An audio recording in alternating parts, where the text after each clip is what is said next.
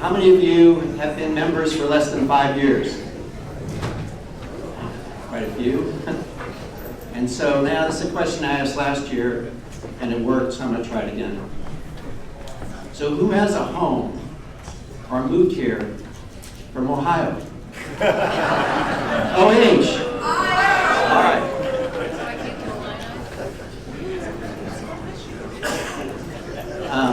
One last quick announcement.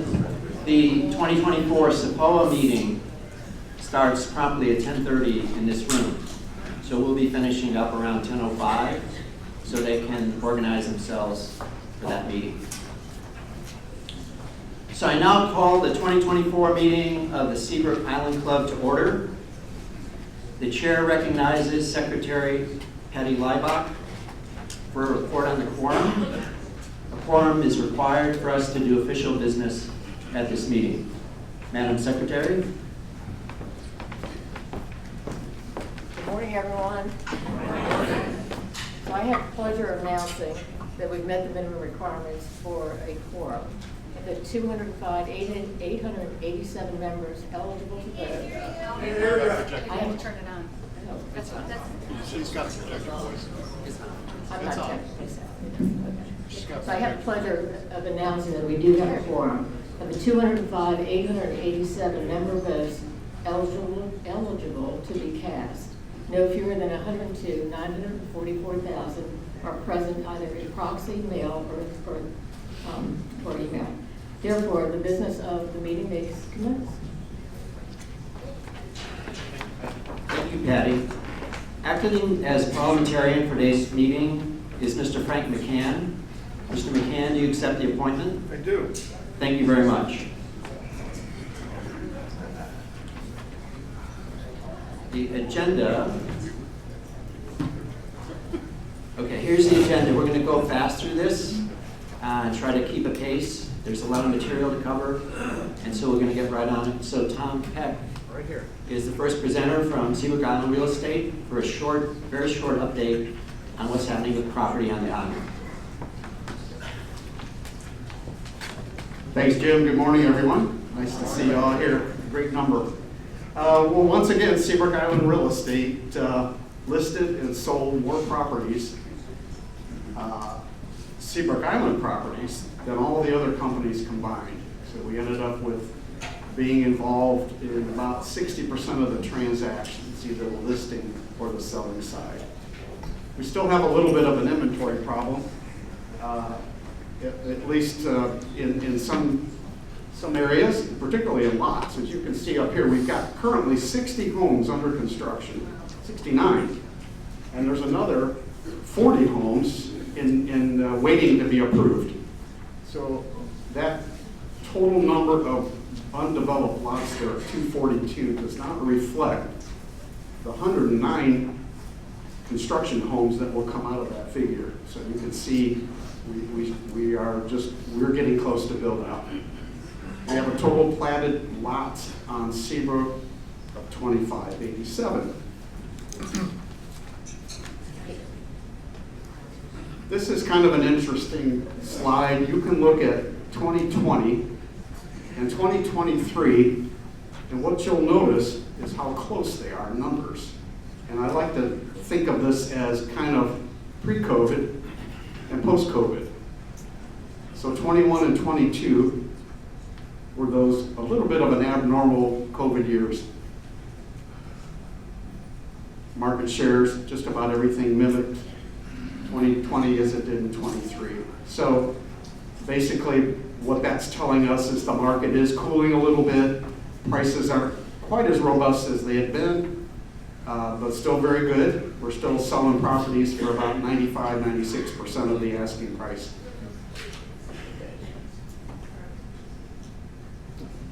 This is our current inventory and days on the market. So we still do have an inventory problem. We are seeing homes in the villas stay on the market a little bit longer than they had been in the past, which is a reflection of what's going on. So what do we expect this year? Well, it's starting out pretty well. there's a lot of cash buyers out there still. The economy is still seemingly good. Stock market's at almost a near high. Are interest rates coming down? Well, they've inched down. Whether they come down anymore or not, I'm not sure. But, I think remains to be seen. The only real uncertainty, I think, going forward this year is an election year. So whether that has an effect on our sales or not will remain to be seen. Okay, there we are. Thank you. Thank you, Tom. I think we almost may need like an usher at church because there's a lot of seats in the front of the house here. So if you're looking for a seat, just come on down here. Don't worry, I won't call on you. It'll be okay. So thinking back on these last 2 years, I remember the first time that I had an opportunity to speak to the membership. It was spring of 2022, and there were challenges ahead of us. I reflected on the challenges. We were trying to onboard hundreds of new members. We were welcoming and adjusting to a new general manager, and we were hoping to develop a plan to recover from COVID. The challenges were significant. At times I scratched my head to determine how we deal with all of those. And as a board, we spoke about all of this, and I observed within the board a emerging energy and almost unspoken truth that we had to face up to, that we were not delivering what we needed to deliver for our membership, that we could do more, that there was incredible potential here at our club that was yet to be realized. And so not only this board, but the board before in 2022, they were on the bus to produce the results. And I remember walking around, and my notes say Q, walk around, but can't get the microphone out of the holder here. And I remember walking around with Mitchell at the late stages of his interview process before we'd hired him. And he mentioned to me that he thought there was a lot of potential here at our club. And so as we talked more, as we were walking around, we do our best thinking walking around, right, Mitchell? Yeah, thanks. So Mitchell said, yeah, I think so. And I quizzed him. I said, what would it take to realize the full potential here? And he said, well, the biggest thing is the will to do it. That's got to come from your board and your members. And then he said, the second thing is, it'd be helpful to have some money. And I said that the club was in an excellent financial position and we could deliver on that. And then finally he said that knowing what little I know, but just observing quickly about the staff, I may need to bring in a few more people because if that's what we want to do, we're going to need more help to make that happen. And your board was completely behind us. We gave Mitchell the support he needed, and we gave him the funding he needed. And so what else can I say? So right now, I'd ask every employee of the club who's here, every department head, if you're seated, please stand. Mitchell, please stand for the outstanding work you've done for us.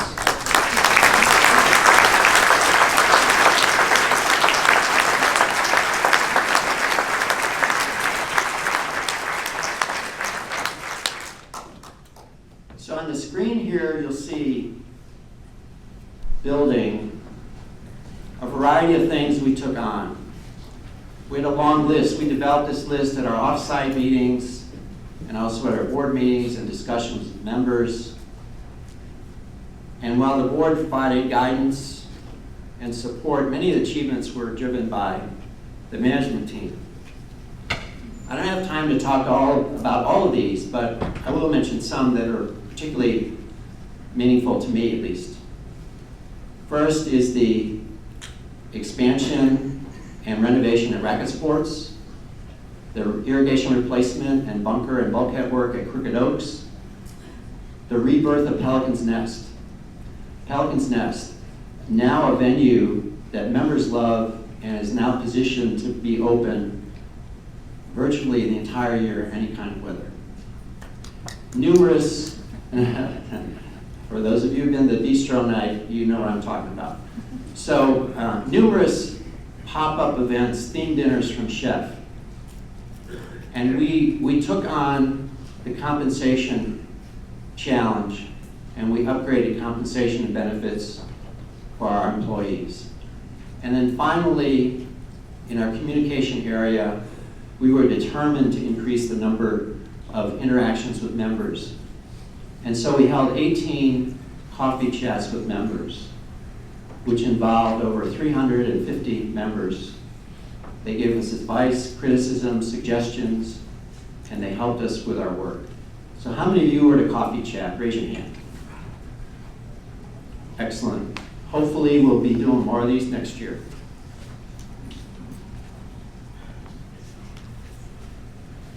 Now, all this achievement wouldn't have been able to happen without this incredible group of people here, standing or sitting here with me, and then the 2022 board as well. They gave me advice, wisdom, counsel, understanding, and yes, criticism when I fell off track and had to be refocused. Long hours, many meetings, they stood by me. And alongside the board was the management team and our employees, many of whom I've got to know very well. And finally, to you, my fellow members, you gave me support and encouragement, because to do this job, that's what you need. I leaned on you. I talked to many of you throughout the club over the last couple of years, and it's been a great thing for me internally to come to have a member say to me, "You're doing a good job." And for certain, so this morning we were drinking coffee, standing next to Ann. A member came up to me and said, "Jim, what are you going to do when you have all this free time on your hands?" And I said, "Well, I think I'll probably pay a little bit more attention to Ann." So, so to Ann Zielinski, my partner for many decades, Ann, thank you for your support. You were always there with me. You were my anchor.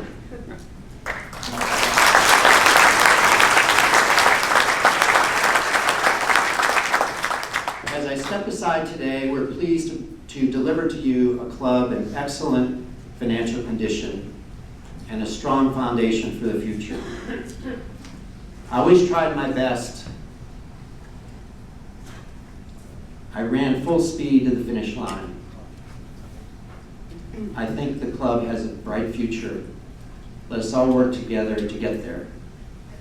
And from my heart, thank you for the privilege of serving as your president.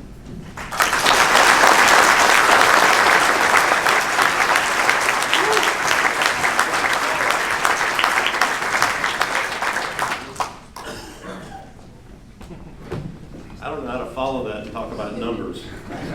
Thank you, Jim. That was wonderful. Before I get into numbers, I see Nicole Watt in the background. So Nicole, just wave a little bit. Turn around and look. She's in the very back. Nicole's our financial controller and joined the club in November of this year. So I want to recognize her and thank her for all the hard work she's doing to keep us on track with things. So please say hello to her and welcome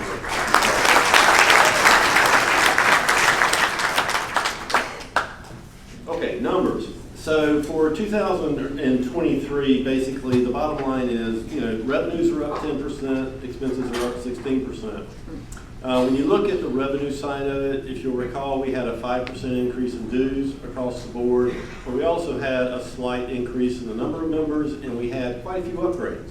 So all of those things helped us get to this 10% increase in our dues line.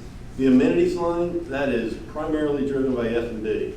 The volume going to F&B is significantly higher, and I think that's a testament to the quality of the service and food that Chef and Edward are putting together. On the cost side, So the biggest thing here, again, is related to F&B. I mean, that's why our costs are going up, because we have these events open longer. The other side of it is insurance. Our insurance was up a whopping $350,000 this year compared to last year. And, obviously we didn't budget for quite that much of an increase, but it went up significantly. The net profit line, I want you to think back to when we were doing the budget last year, and we budgeted for a $2.9 million loss. Why did we do that? One, we were trying to keep our dues increase low. Our dues increase was 5%, which was much lower than what the overall average was for clubs like us in the Southeast. But two, we were in a very strong cash position. We had about $12 million in cash and said, okay, well, if we miss it a little bit, we'll still be okay, and then we'll adjust, and that's what we did. The other thing, which is on the next slide, is we didn't put this in the budget, but we had a really good sense that this credit from the government, from the federal government for COVID was going to happen, and that was $1.6 million. So we felt pretty comfortable there. But this trend, just to get to that operations line, that's why you saw a dues increase going into 2024. For the other changes, I mentioned the ERTC credit down here almost at the bottom. The other things that are worthwhile to note are new member joining fees. Okay, this is a result of the decision we made to increase the joining fees for all levels of membership. We really are seeing the benefit of that. We also got about $1 million benefit from the upgrades that happened the year before that we allowed people to finance over a 2-year period of time. That money's coming in. So all good things there. You'll note the CapEx line, and I'll get into detail about that. $7.4 million invested in CapEx. Another reason why we wanted to have a strong cash balance going into the year. And the last thing to note, these equity assessment repayments of $1.2 million, $1 million of it was proactive by the club to get permission from our bank to pay the refundable assessment members. We only had $200,000 of people saying, I'm ready to resign. People are enjoying being here, and that's great. Next slide. All right, I mentioned CapEx. So this is everything we invested money in on the CapEx side in 2023 that's over $100,000. You can see at the very bottom, there's still $1.8 million of other investments. It's a long list. I can't put it all on there, but it will be on our website, with our monthly package of information when we post the December results. Most notable, most of these are maintenance related, when you think about it. So we are still behind in terms of catching up to all the deferred maintenance we have. And so that's why you'll see in 2024, we're going to have another significant year of capital investment to try to catch up. This is simply a factor of having the cash to be able to do that, and some things that we just can't put off anymore. 62% of the total spending is on the 2 projects listed above. They're in great shape right now. I am very happy with the team that's been working on this to share that we got our permit from Charleston County yesterday to do construction for the pickleball courts and the other parts of the Racket Sports Center. So construction starts Monday. And on Cricket Oaks, I think Mitchell and the team have done a great job of keeping everybody up to speed. We're basically done with that project ahead of time and on budget, so very happy about that. Okay. One other thing I want to point out, just because of social media, the food truck, has been quoted out there as a $500,000 investment. No, it's not. It's $104,000. So I just wanted to put that to bed.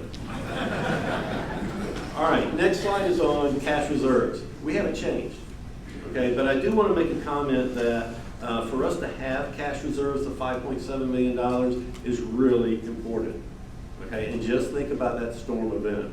We're going to have significant cleanup costs that's not covered by insurance. We're going to have almost $2 million in deductibles, for insurance. Okay, and then you get into the, have you fully replacement value for your buildings, or are you partial under a different method? The insurance market was terrible last year. We really struggled, as many of you did, for your homeowners policies. We're in the renewal process. March 1st is our renewal date, and things look better. There are more carriers in the market, so I don't expect to have negative news to bring to you next quarter. Next slide is on obligations. Okay, this is what's really outstanding there. For the debt, honestly, thanks to Jim's leadership, when we did that debt 15 years ago, 10 years ago. Okay, redoing 20, but anyway, the point behind the debt is we're at a very attractive interest rate, like 2.5%. We're not going to prepay this. We're making 5% on cash investment. Okay, so we're really great work to be able to get us in that position. As interest rates rise, we're not subject to that. Then the member equity and refundable assessments, I mentioned that, but that's just a snapshot of where we are. And that's both of those things. So that's coming down well, and we are still current in that. Closing comments for me. We're still in a really good cash position, to this. Even doing all these maintenance items, the things you'll see this year coming up for maintenance is finishing the Crooked Oaks, finishing the racket sports. You'll see investment in the laundry facility that is in dire need of some significant repairs there. And you'll see some other things. So we're going to continue to catch up on our capital investments because we're in a strong cash position. And I think that's all my comments. I think 23, 22, they were unusual in the way that COVID was here. We had federal funding and all those things. I think all that's done. So 24 is going to be a year back to quote unquote normal, whatever that means. And but I think we're in a good shape for that. So thank you. One of Todd's challenges next year, and you all know it because you have homes here on Highland, construction costs are high, much higher than they were pre-COVID. So just one data point for you, when we did the irrigation on Ocean Winds 3 years ago, the cost was 1.5. This is 2.5. So there you see it. Everything is costing more, and we'll have to be cautious with our funds, but I think we're in a good place. I'd like now to introduce Lucy Walton, who is here, and she's going to talk for a minute or two about the Employee Assistance Fund. Lucy? Just jump up. Yeah, just jump right up. Doing good, doing good. Thank you. Thank you, Jim. The Seabrook Island Employee Assistance Fund, a 501c3 nonprofit organization, was launched to the membership in May of 2023. And we just wanted to give you a little bit of update of how things have gone. The fund was established to provide financial assistance to our amazing employees that we have in times of emergency type situations. And this is all done through a structured application process. And it is I just want to thank you all. Thank you to the members, to our sponsors.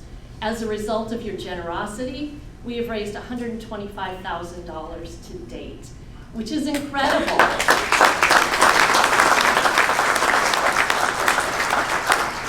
But it is truly an honor and a privilege to convey to you that we've been able to fund $15,000 thus far to employees to help them with those emergency type needs. And that just gave all of us such pleasure, knowing that we're fulfilling our mission. That's kind of huge for us. And just wanted to let you know that last year, the Alan Fleming Tennis Tournament partnered with the Employee Assistance Fund. And as a result, we had the highest number of sponsors and the highest number of sponsorship dollars to date. So it's been a great benefit for the tournament as well as for the fund. We have an exciting event coming up that I'll tell you a little bit about. It's on Sunday, Cinco de Mayo, May 5th, and you gotta get your dancing shoes on out because we're going to have one heck of a fun concert, hopefully outdoors, with more information to follow. So you'll get some more information on that. But on behalf of the board members of the Employee Assistance Fund and myself, I wish to offer a truly heartfelt thank you. Thank you for your support.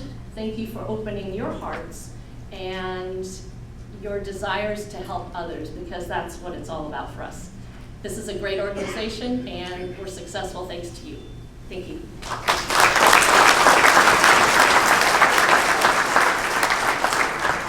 Thank you, Lucy. Now we're going to talk a little bit about long-range planning, and Lynn Lillibridge headed up that project for us. Lynn? Thank you, Jim. Can everybody hear me? I'm in black. Can everybody see me? All right, so I'm here to give you an update about our long-range planning process. 11 months ago, the Long-Range Planning Committee and GGA, Global Golf Advisors, I always forget what that is, our consultant helped us put together, gather data, do research to try to determine what our picture should be for the next 3 to 5 years. I do want to recognize the 4 Long-Range Planning Committee participants, Jerry Finke, Tom Johnson. Tom, are you here?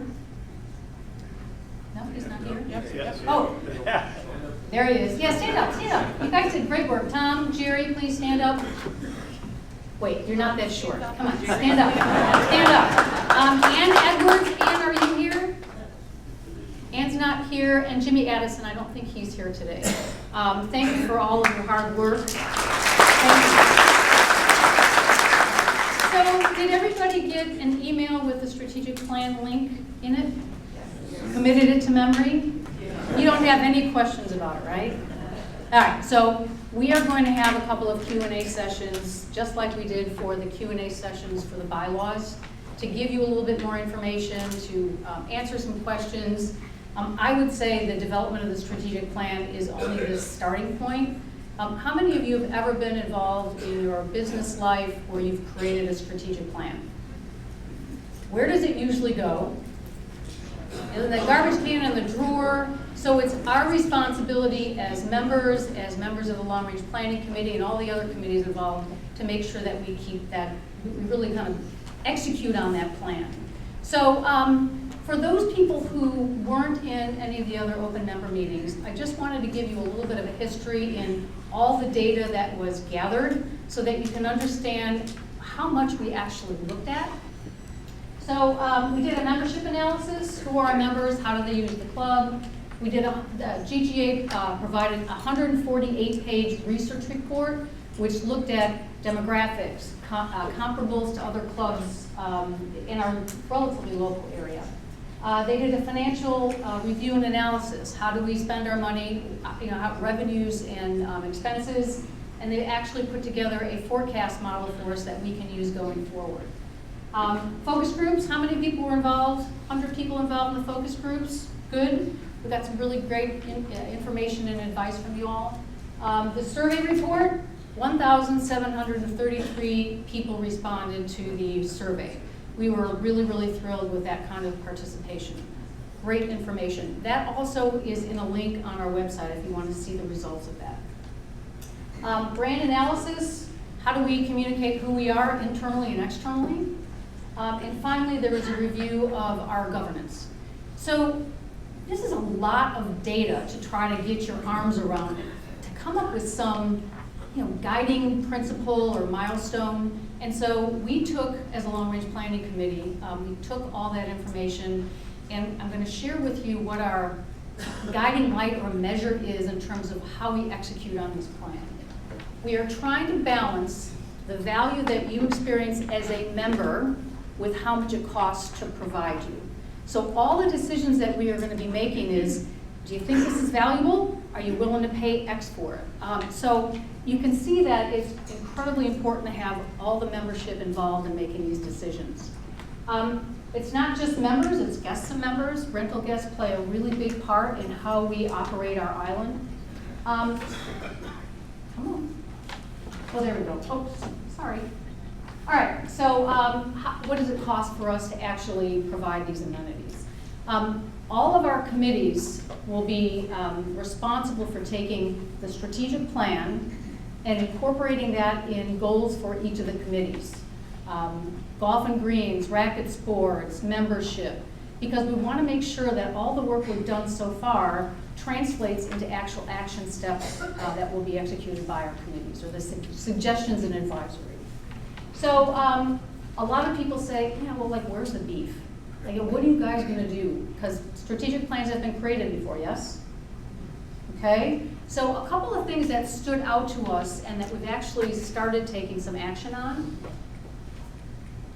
First of all, exploring technology options. How do we use technology to make our operations more efficient?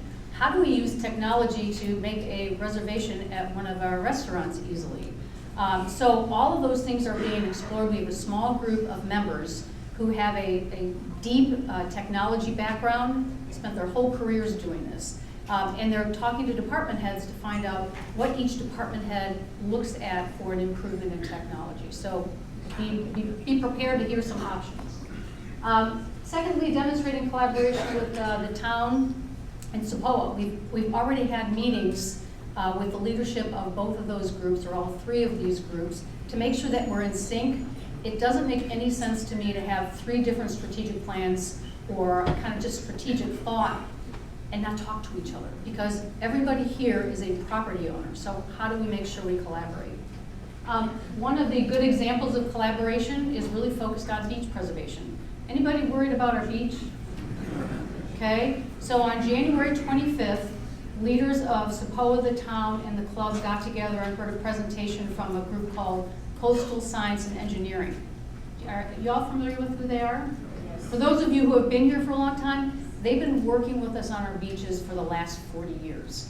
They came in with a presentation and a recommendation around our seawall, where it's in good shape, where it's in fair shape, where it's in poor shape, and made some recommendations about how we should go about making sure that our beach is preserved. So if you are interested in looking at that study, go to sepoa.org, click, I know you're all taking notes, click GOMC and go to the seawall study, and it's a pretty eye-opening report about our beaches and what the recommendations are to make sure that we preserve our beach. Finally, we need to expand the enlistment, the recruitment of people that want to volunteer for the board, that want to be board candidates. We have started, we have an early start on the nominating committee. Typically the nominating committee was put together mid-year, later in the year, July, August, September. We're going to start that process earlier, and we are going to be much more active about recruiting people for our board. I would really, really encourage everybody in this room to think about how you can make a contribution, whether it's in a committee or whether it's on a board. We've got really smart people on this island that are very accomplished. So it's our job to make sure that we reach out to you, but it's also your job to volunteer. So finally, I just want to mention we have 2 Q&A sessions planned. One Wednesday the 28th from 5 to 6:30, Monday March 4th from 9 to 10:30. We will conduct those like we did the bylaws reviews, Q&A. There will be a Zoom link. So we will send out an email to everybody to encourage you to participate in the question and answer period for the strategic plan. Thank you very much for your attention.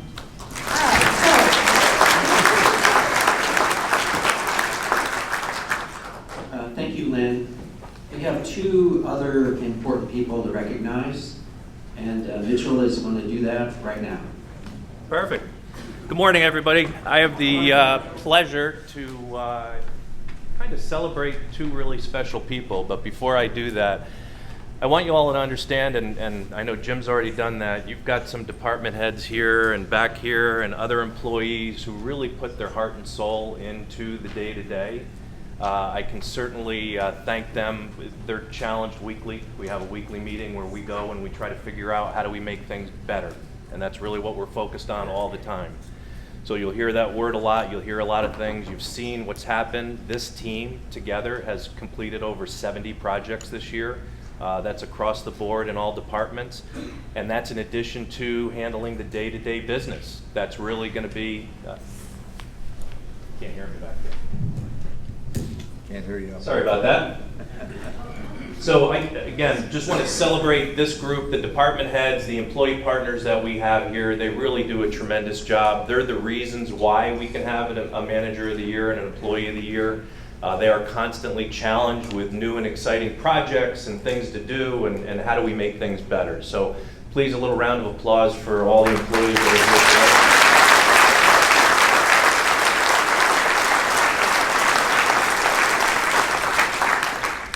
Now, before before I announce the two of them, the two people that get stuck with me literally on probably a daily basis. We have a standing weekly meeting, but it's every day. That Edward, who's back there, that's the assistant general manager, and Chef Dan Doyle, who's over here.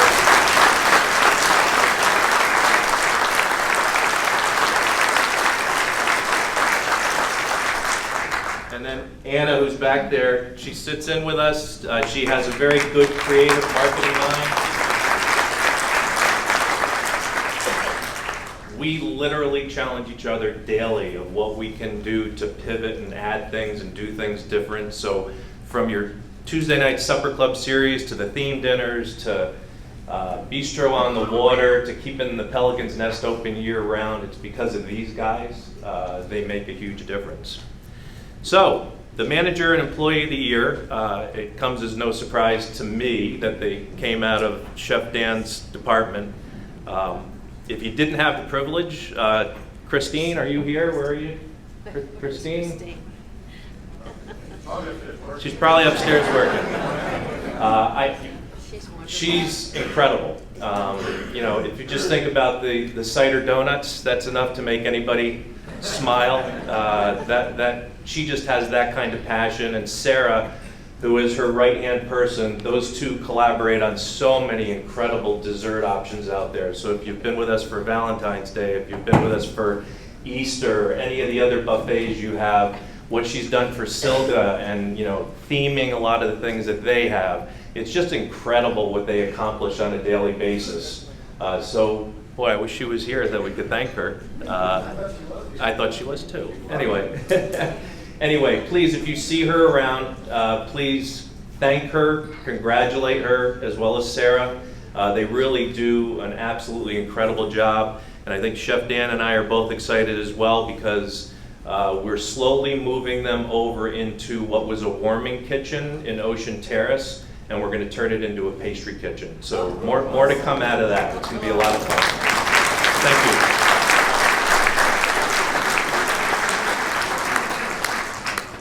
Thank you, Mitchell. It's now my pleasure to announce the results of the voting for the Board of Director candidates. So there are 4 spots and 4 people have been elected. 2 people are currently on the board, and that they are Patty Leibach and Rick Grafmeyer, and so they're going to have another term of 3 years. And joining the board are Ellie Ward and Donna Brown. So congratulations.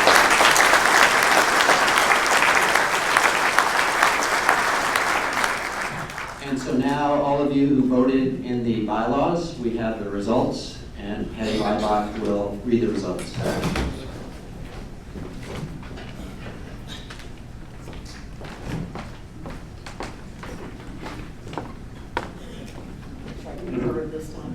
Okay, so there's 2 steps in approving the bylaws in the process. One is that we have to have a quorum, which we, as I mentioned earlier, we do have a quorum. The second step is to ensure that each of the 4 groupings has a sufficient number of votes for approval. So what does that mean? In this instance, there were 4 groupings on the ballot. So each of the 4 groupings needed 102,944 yes votes to pass. A grouping that fell short of that number did not pass. With that said, the results of the bylaw. Sorry. The results of the bylaws are on the screen. Everybody see this? Did they pass? They did not pass. So, as you can see, although they trended favorably, in each category, the total number of yes votes fell short. So as a result, the bylaws did not pass. Thank everybody for participating. We'll sit down and talk about next steps and look forward to getting your input. And we appreciate everybody that came to the meetings and asked questions. We did learn some sensitivities, and we will come back to you on those. Thank you.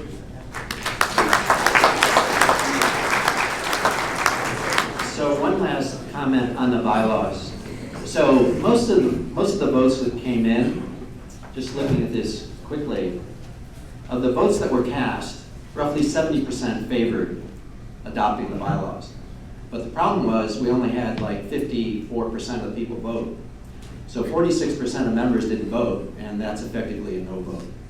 So that really was the essence of the results of the bylaw matter.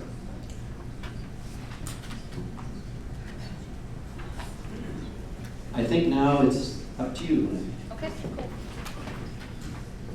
All right, so it's my job to recognize 3 board members who are going to be not with us anymore. That sounds really bad.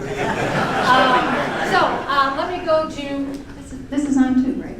Is this on? Can you hear that? Yes. Okay, so it's double, cool. All right, so Frank McCann, please stand up, Frank. Frank has been a part of the board since 1991, so that's 33 years.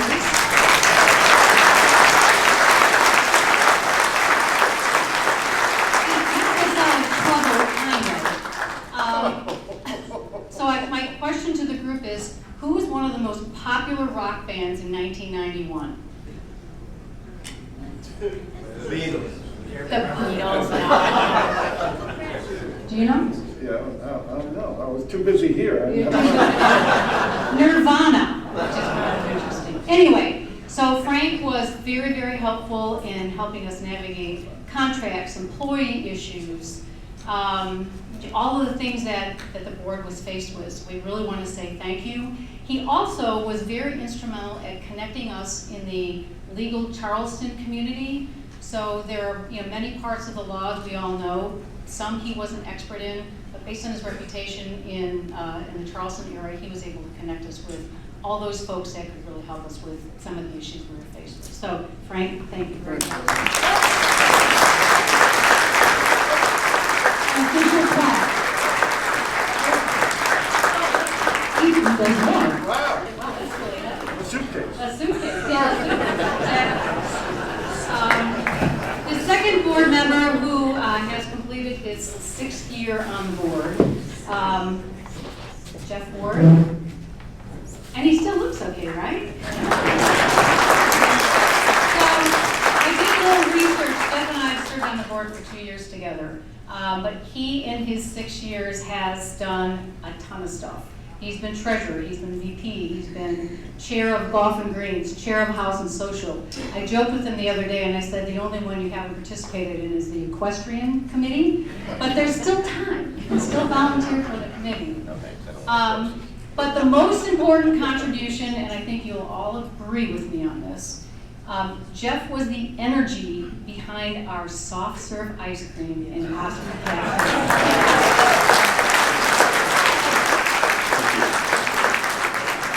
Oh, what, no bag? Oh, he gets a bag too. All right, there we go. Thank you very much, Jeff. Oops, got that. And finally, our fearsome leader here, Jim Zielinski. Come on, stand up here. I feel like I'm like on a talk show, you know? So Jim has served in many capacities. His first contribution was as someone on the finance committee. He was the one, and I think Todd mentioned this earlier, he was the one that negotiated and secured the loan for the New Horizon plan. 2.65% interest rate, so huge contribution. He is now kind of at the end of his term as president of the club. You've seen some of the accomplishments on the screen that have happened during his tenure. So I want to thank Jim Zielinski for being a terrific president and contributor to the club.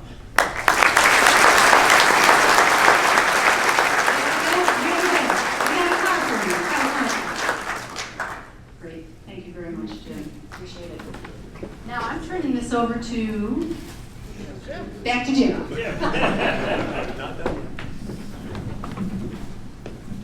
Thank you, Lynn, for that. Most appreciated. So now we have about 15 minutes for questions. We have more time this year than we had last year, so whoever's got a question, fire away. And since this is my last day, I'll be deflecting most of the questions to my board members. So please, if you have something, bring it up.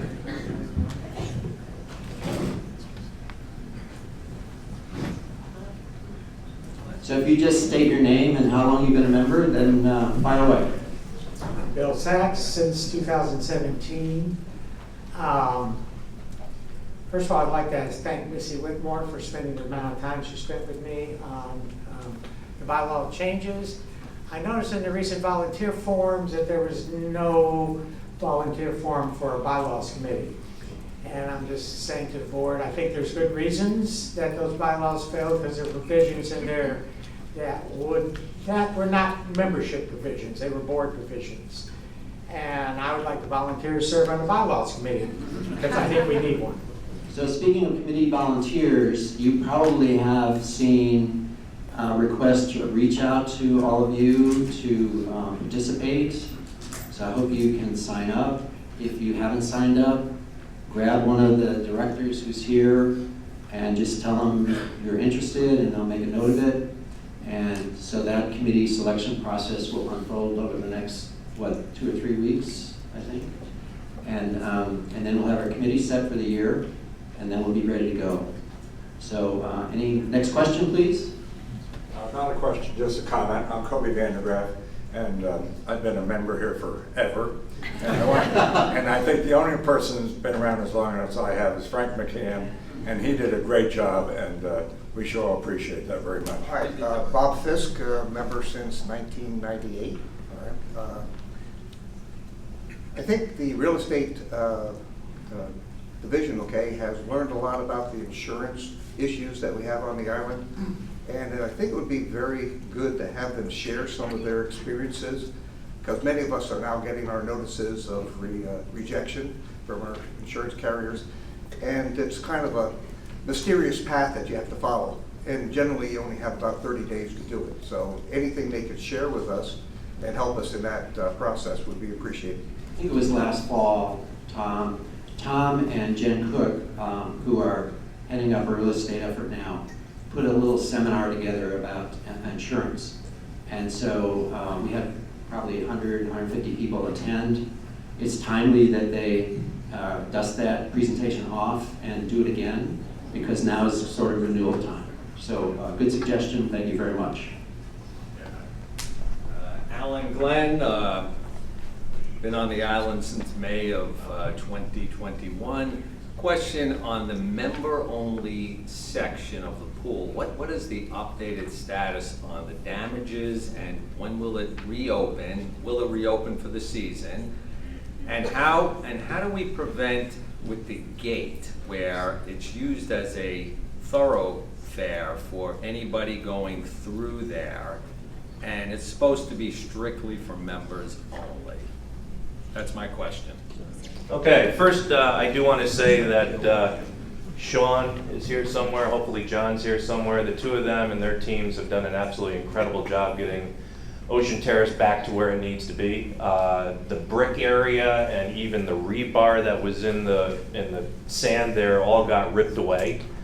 We got our permitting in to take care of the things that we wanted to, but with Barbara's guidance, where's Barbara?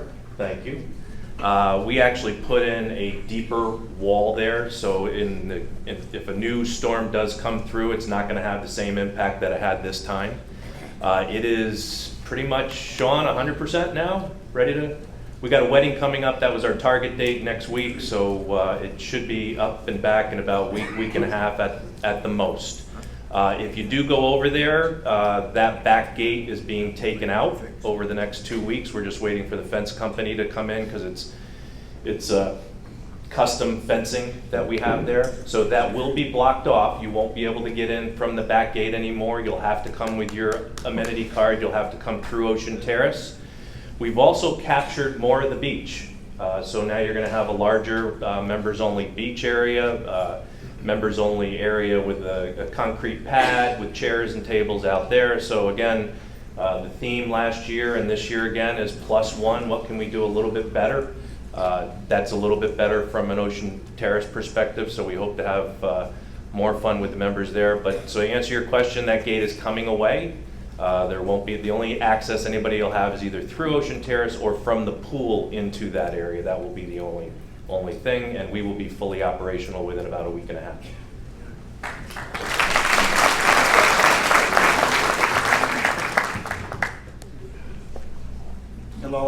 My name is Jack Hunt, and I've been here, well, I bought property in 2001, so I've been here for a long time too. I'm a tennis player, and I ride my bicycle to the tennis courts 2, 3, 4 times a week. And this question is probably for Sepoa and the town as well. But you got a bike path that goes right along the road, right past the tennis courts. But unfortunately, it goes into Long Bend Drive, and the bicycle has a semi-blind left turn to get down into the right lane, and you have to cross the traffic, oncoming traffic, plus the traffic is turning into Long Bend at that time. I'm just wondering if it'd be possible when they do the parking lot that they could put a little path from the bicycle path to the tennis parking lot, because I know they don't want to go directly to the courts. But so that would make it a little bit shorter, but also eliminate that semi-blind left turn on the Long Bend. Thank you very much. We'll take it to our contractors and probably talk to Sepoa as well, because I think they have an interest in the outcome of that and how that works. So we'll see what we can do. 2 seconds. Christine, come on out here. All right.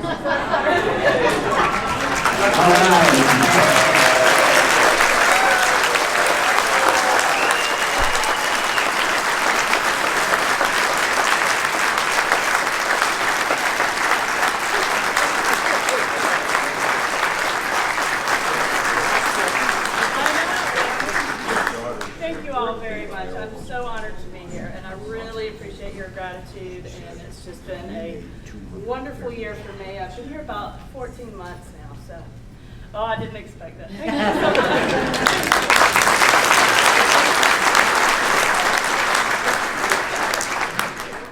much. Any more questions? Maurice Isaac, I think 27 years, you do the math, 1997. 27 years. And it's been a thrill. I mean, I had one question, but now I have two. Does Chrissy get any kind of a bonus or kick that can help her enjoy life a little more? If she doesn't, I recommend you take some of the $10 million and make her life a little more happy. I think Mitchell has got that ball, so we're going to run with it. All right. Well, the other one is related to the $10 million. It's beyond reserves, and I just would request that you take some of it and pay back those that helped bail out the club a number of years ago. I think you called them refundable assessments. Yeah, so this goes back to the time in 2008, 2009, during the Great Recession. And the club came to membership and said, hey, we have to, we need some more money to get by because the bank is knocking at the door. So there was roughly, what, $2.5 million, Todd, that was raised. And last year we paid back 1.5. And, or sorry, we paid back 50%. Yeah. And so I think because we can't do that without bank permission and just giving you a little window into the bank, they'd never seen that before. Okay. Well, So it's going to be a hard lift even if we go back to them. But just to add to that, I don't know if this is on or not. Hello? Just to add to that, our budget for next year with the continued capital investments, we're forecasting we're going to be north of $7 million in change. So it's a little more narrow, but like we always do, we see how where we're at in the middle of the year, and we'll consider. But we do have to partner with the bank for those. yeah, I understand that, and I thank you for going to the bank to get them to agree to give me some of my money back. I'm just looking for the rest. I'm in that queue with you as well, boys. I probably won't leave that much, Bob. I'm using your time. I'm Ed Leary. I've been a member since 1994. I guess I want to talk about a business principle, less is more. Todd, I appreciate your talking, but when I calculated my dues increase, it was more than 5%. I'm a full member, one of the 300 plus full members. So mine was a little over 5%, whatever. But the other groups were under, so my more was greater than the other groups. That's probably the only thing I won out on. On the less side, you know, for all of us now, we have 2% less in your food a lot. they're giving us less off each meal. And I don't eat anymore, so I guess I can't understand that. We lost court time. We usually get two times a year when we could have guests, 3 other people come and play tennis. You know, and I know they said the courts were busy, but I've been by there a lot of times in the afternoon in the last 20 years, and there's not a lot of people out there after 1 o'clock. So I'm just saying it's kind of like whatever. Last time I was here, I asked for 2 more trail rides, so I could have 4, so family could go together. And lo and behold, now I don't get any. You know, they're going by the wayside. Happy hour shouldn't be called happy hour. It should be called the 2 hour off a glass of wine hour.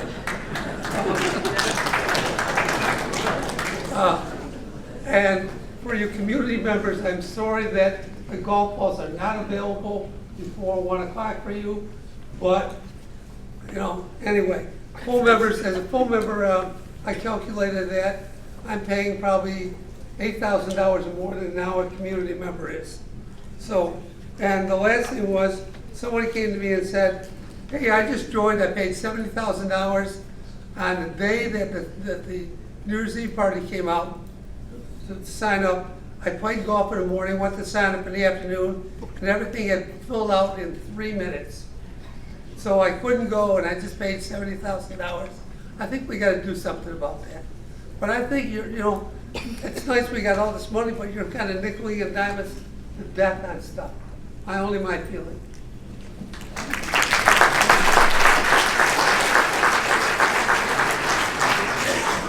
So many of the things that Ed mentioned were driven by the challenge we have with capacity.